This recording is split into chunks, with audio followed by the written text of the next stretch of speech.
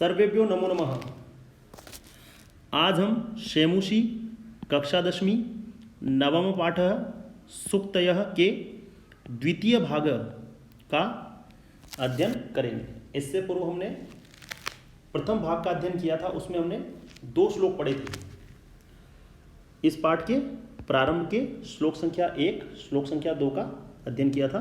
अभी हम द्वितीय भाग में श्लोक संख्या 3, श्लोक संख्या 4, श्लोक संख्या 5 का अध्ययन करेंगे। अध्ययन क्रम हमारा वही रहेगा। सर्वप्रथम हम पदच्छेद, फिर अन्वय, फिर शब्दार्थ, फिर अनुवाद, फिर भाव, फिर व्याकरणात्मक प्रश्न और फिर परीक्षा की दृष्टि से महत्वपूर्ण श्लोक आधारित प्रश्नों को हल करेंगे। मैं संग्राम सिंह, प्रशिक्षित स्नातक शिक्षक, संस्कृत, केंद्रीय विद्यालय संगठन, आपका अपनी कक्षा में पुनः हार्दिक अभिनंदन करता हूँ।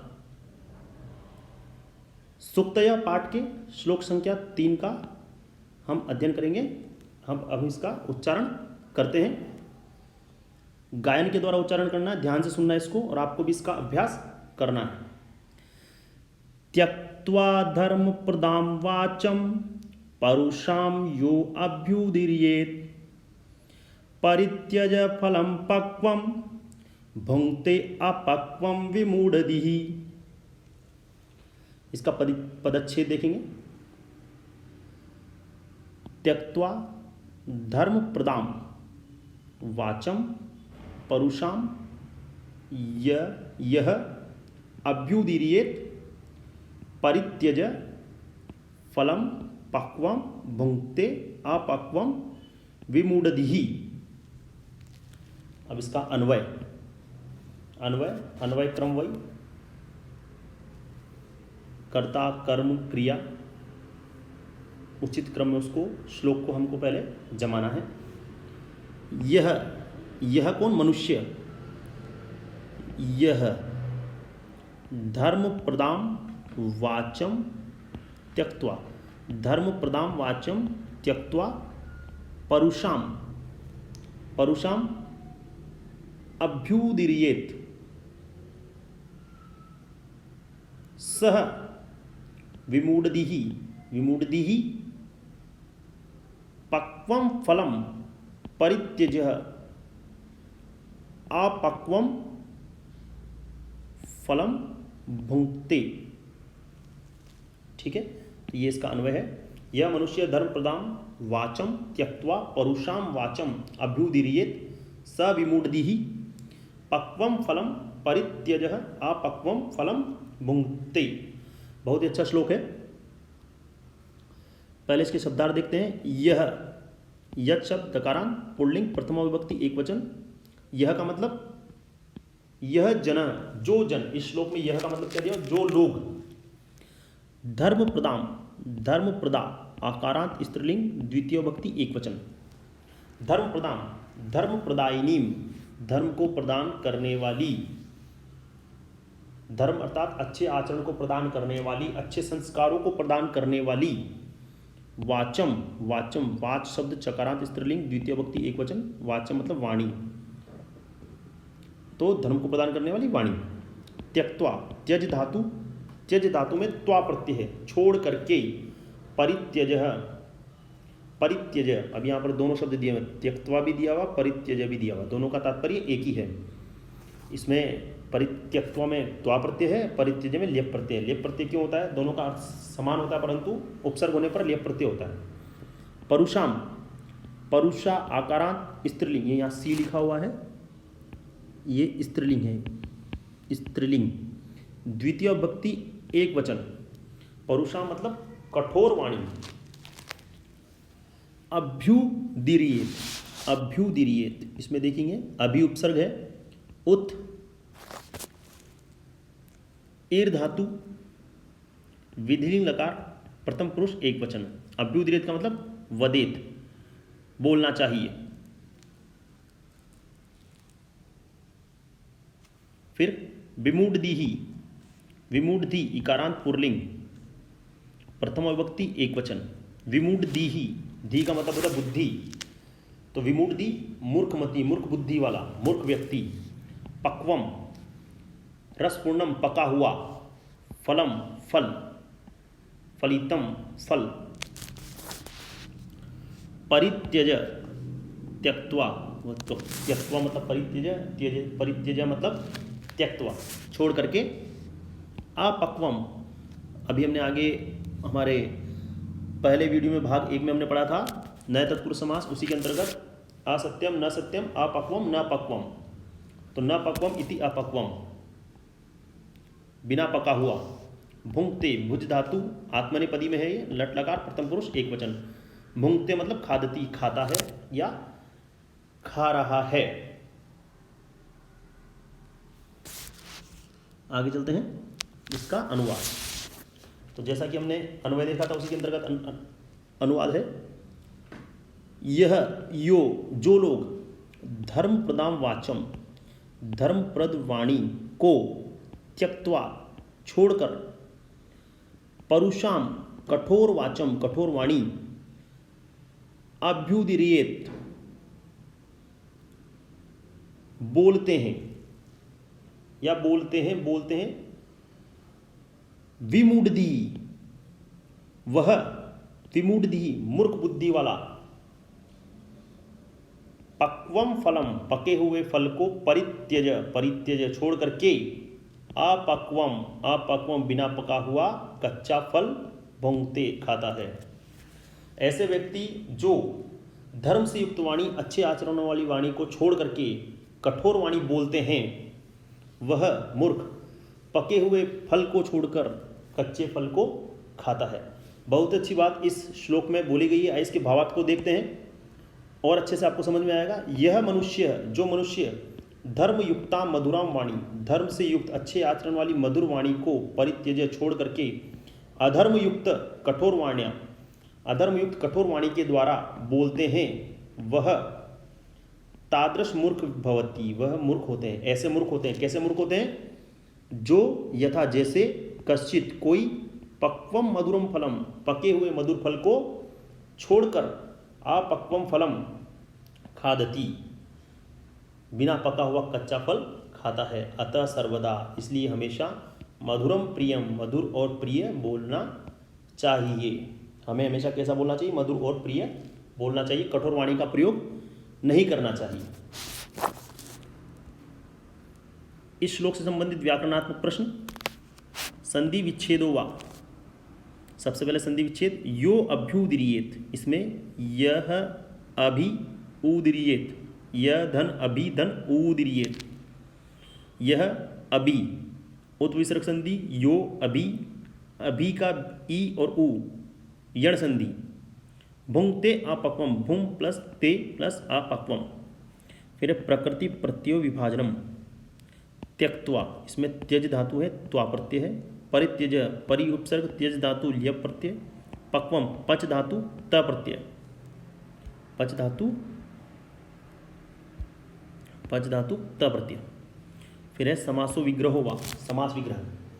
तो धर्म प्रदान, धर्म प्रदान का मतलब धर्म को देने वाला, जो धर्म दे रहा है। धर्म प्रददाति इति उपपद तत्पुरुष। विमूढ़धि, विमूढ़ाधि मूर्ख बुद्धि है। यस्य स जिसकी वह भोगरी समास। अपक्वम न पक्वम नय तत्पुरुष।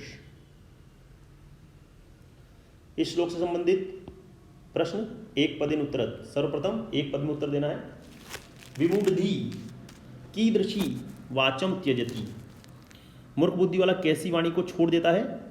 तो धर्म प्रदान, धर्म प्रदायिनी।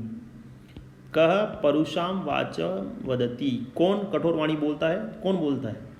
विमूढ़धि भी आप लिख सकते हो या जन भी आप लिख सकते हो। मनुष्य, विमूढ़धि भी लिख सकते हो, जन भी लिख सकते हो।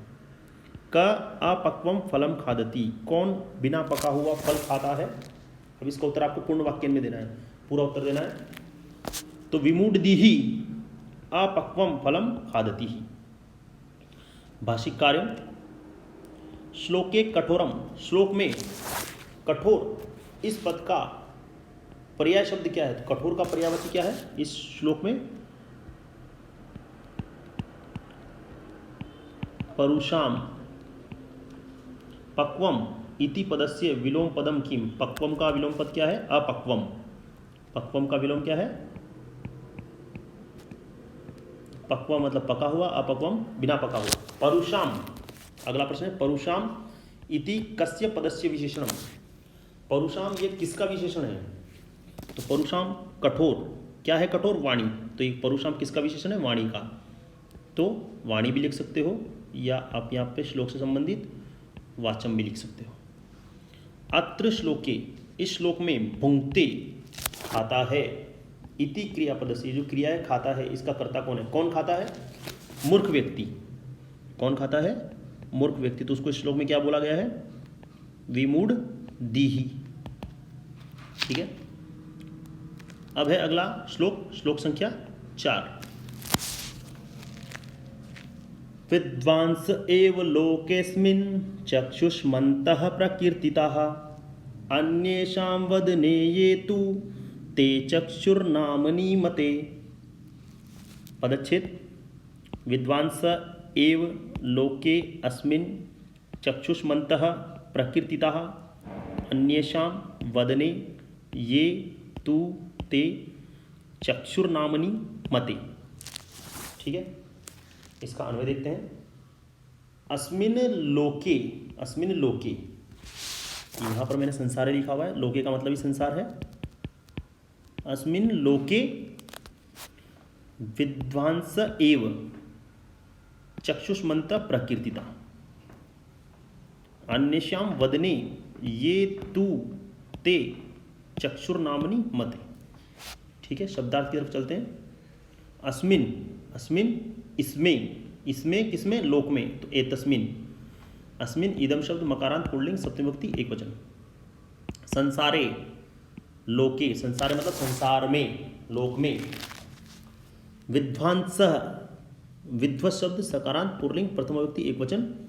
विद्यावंत, विद्या से युक्त। विद्वान कौन? विद्वत से युक्त, ज्ञान से युक्त। एव, एव क्या है? अवयव पद। इसका मतलब होता है ही निश्चित अर्थ के लिए प्रयोग में लिया जाता है। जैसे सत्यमेव जयते, सत्य की ही विजय होती है, तो निश्चित अर्थ के लिए एव प्रयोग में लिया जाता है। चक्षुष्मन्तः, चक्षुष्मत तकारांत पुल्लिंग प्रथम विभक्ति बहुवचन। चक्षुष्मन्तः नेत्रवन्तः, जिसके आंखें हैं, जिसकी आंखें होती है नेत्रों से युक्त। चक्षुष्मन्तः प्रकीर्तिता, प्रसिद्धा, प्रसन्न, फेमस। अन्येषाम, इतरेषाम, दूसरों का।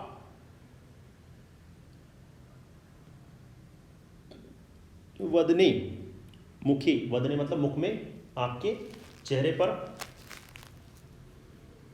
तू, तू भी क्या है? अव्यय तरही। ते, ते, अब यहाँ इस श्लोक में ये ते किसके लिए प्रयोग में लिया गया है? ये आंखों के लिए प्रयोग में लिया गया है। तो आंखें कितनी होती? 2, इसीलिए ये द्वितीय विभक्ति, सॉरी प्रथम विभक्ति द्विवचन। नेत्रे, 2 आंखें होती है इसलिए द्विवचन, नेत्रे।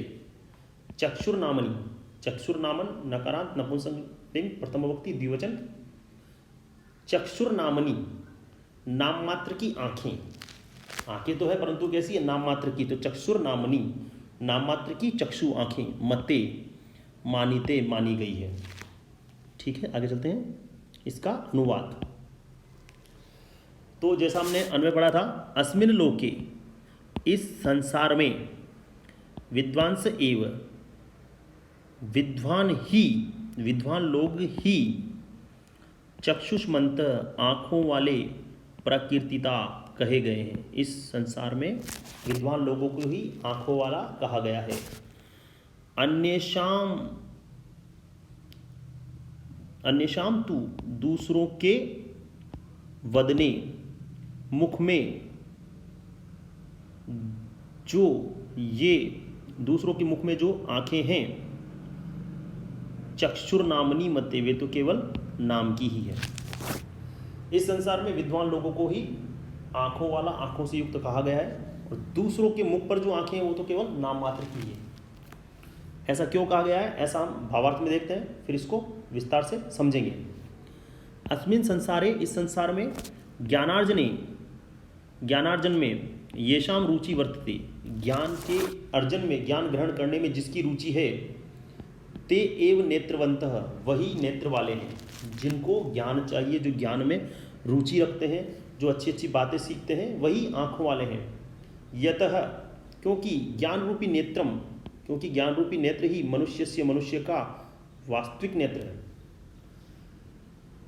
यस्य ज्ञानार्जने, जिसकी ज्ञानार्जन में रुचि नहीं है, तस्य नेत्रे, उसके नेत्र तो केवल नाम मात्र की। इस श्लोक में यह कहा जा रहा है कि इस संसार में जो व्यक्ति विद्वान है, जो ज्ञान पाना चाहता है, जो ज्ञान प्रदान कर रहा है, जो ज्ञान दे रहा है, जो ज्ञान ले रहा है, ज्ञान से संबंधित ज्ञान अर्जन में जिसकी रुचि है, वही आँखों वाले हैं, क्योंकि वो सत्य को देख रहे हैं, सत्य को समझ रहे हैं। परंतु जिसकी ज्ञानार्जन में रुचि नहीं है, उसके जो नेत्र है, उसकी जो आंखें हैं, वह केवल नाम मात्र की ही है। व्याकरणात्मक प्रश्न, संधि विच्छेद। विद्वांस एव, विद्वांसः एव, लोकेस्मिन्, लोके अस्मिन्, प्रकृति प्रत्ययो, चक्षुष्मन्तः, इसमें चक्षुष और मतुक प्रत्यय, प्रकीर्तिता, प्रउपसर्ग, किर धातु, त प्रत्यय।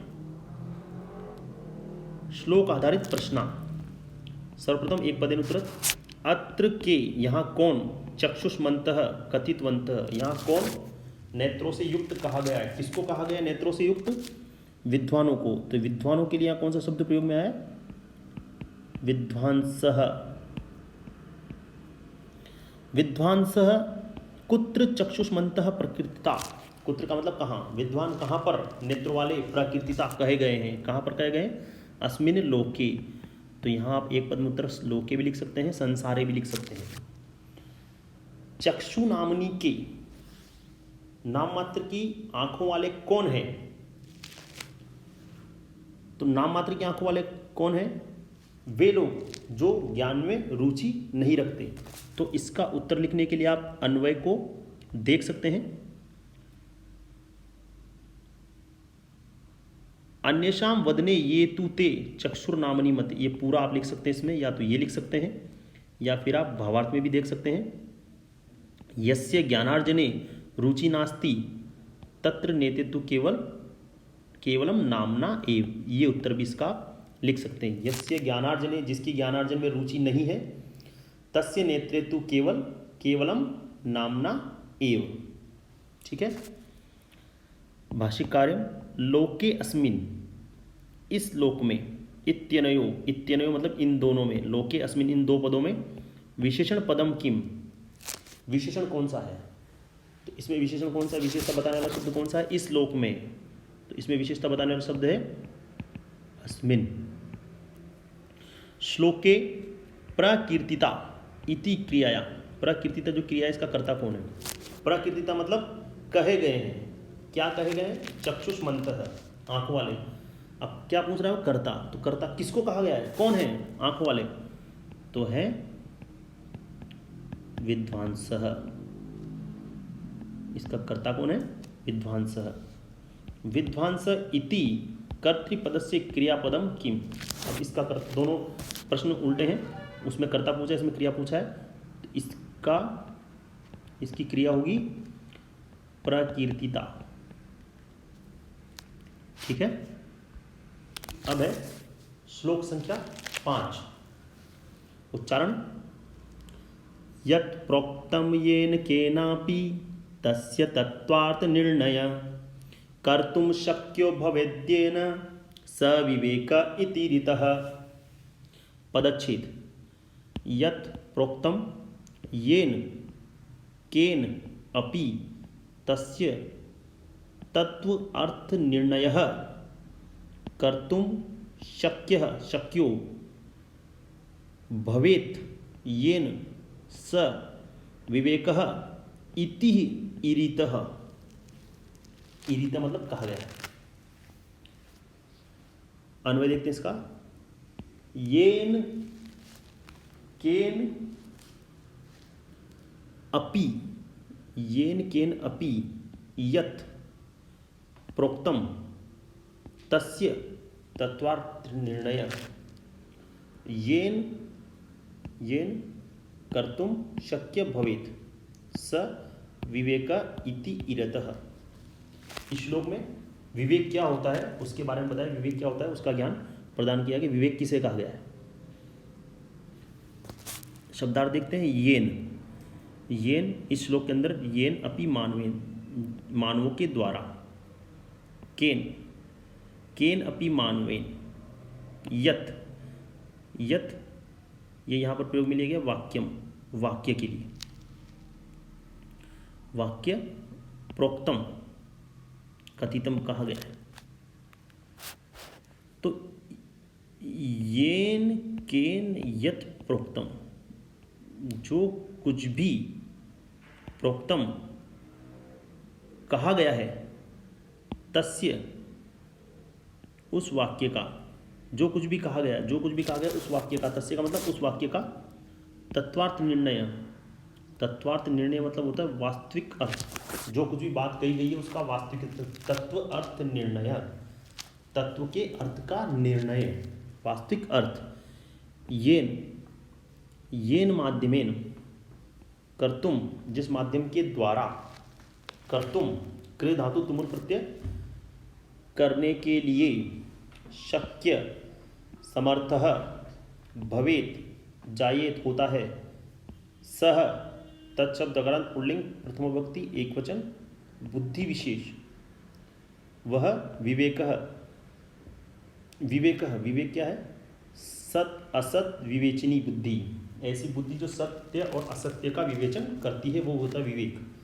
ईरितः कथितः कहा गया है।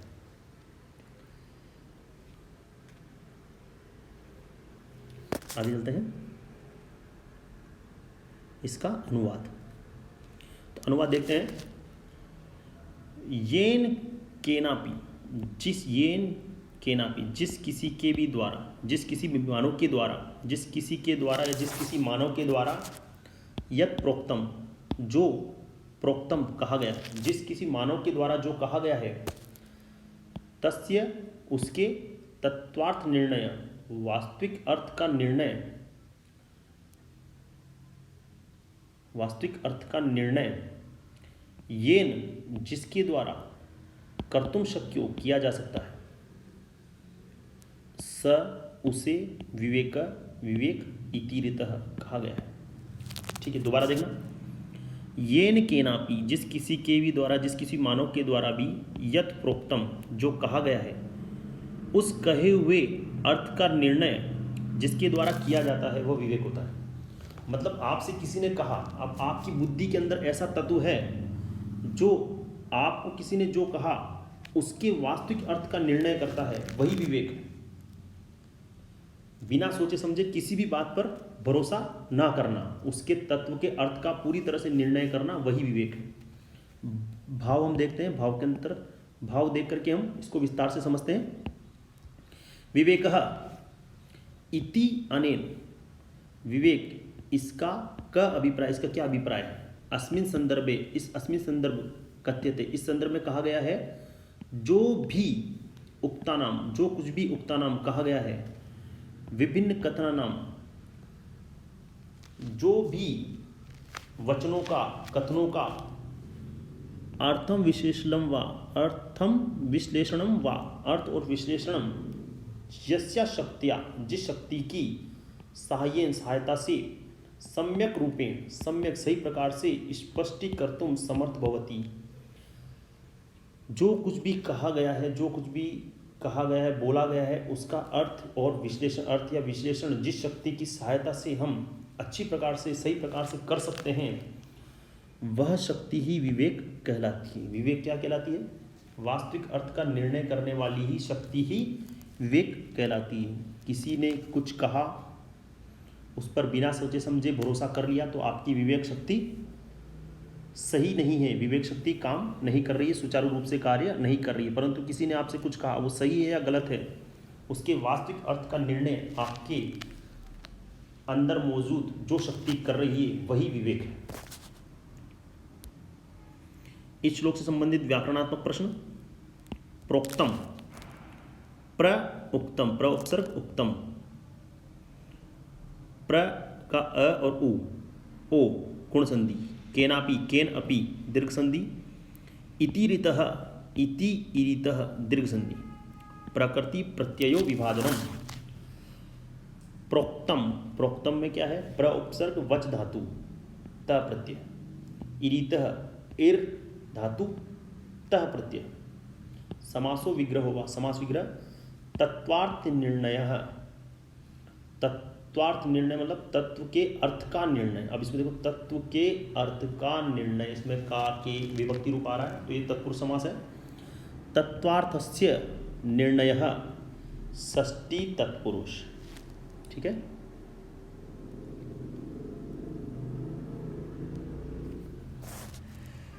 इस श्लोक में श्लोक आधारित प्रश्नों को हम देखेंगे। एक पदेन उत्तरत, सर्वप्रथम एक पदेन उत्तरत। केन यत् प्रोक्तम, किसके द्वारा जो कहा गया है? तो येन, येन जिस मनुष्य के द्वारा। तो यहाँ पर आप एक पद में उत्तर देना है, तो मानवेन भी आप लिख सकते हैं, येन भी आप लिख सकते हैं। अगला है विवेकी कस्य निर्णय कर्तुम समर्थ। विवेकी किसका निर्णय करने में समर्थ होता है? किसका निर्णय करने में समर्थ होता है? तत्वार्थ निर्णय, तत्वार्थ निर्णय। विवेक क इरित, कह इरित, विवेक। अगला पूर्ण वाक्य में देखेंगे, पूर्ण वाक्य उत्तरत में विवेक कह इरित। विवेक किसे कहा गया है? क्या होता है विवेक? क्या होता है? तो वही ये नहीं केनापि यत् प्रोक्तम तस्य तत्वार्थ निर्णय। पूरा देखेंगे इसको, अन्वय जो होगा वही इसका उत्तर होगा। येन केनापि यत् प्रोक्तम तस्य तत्वार्थ निर्णय येन कर्तुम शक्यो भवेत् स विवेकः। ठीक है, भाषिक कार्य। विवेक अस्य क्रियापदम किम, विवेक का क्रियापद क्या है? ये जो विवेक इसका क्रियापद क्या है? तो इसका क्रियापद है इरीतः। श्लोके कथितः इति पदस्य का पर्याय आगतः। श्लोक में कथित, इसका पर्यायपद क्या है? कथित का प्रोक्तम, प्रोक्तम मतलब कथितः। भवेत होता है या होना चाहिए, इति क्रियापदस्य, इस भवेत क्रियापद का कर्ता कौन है? तो भवेत क्या है? तत्वार्थ निर्णय करने में समर्थ हो। क्या हो? समर्थ हो क्या करने में? तत्वार्थ निर्णय। तो इसका कर्ता होगा तत्वार्थ निर्णय।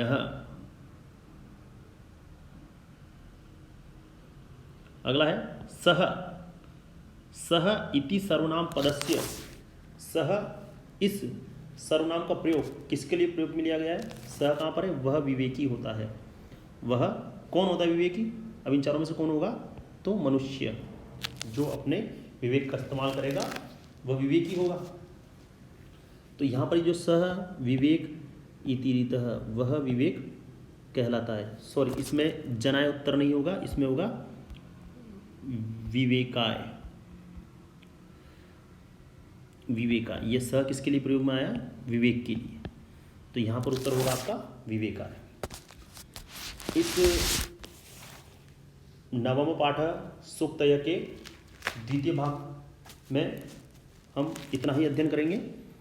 अगले वीडियो में हम श्लोक क्रमांक 6, श्लोक क्रमांक 7 और श्लोक क्रमांक 8 का अध्ययन करेंगे। धन्यवाद।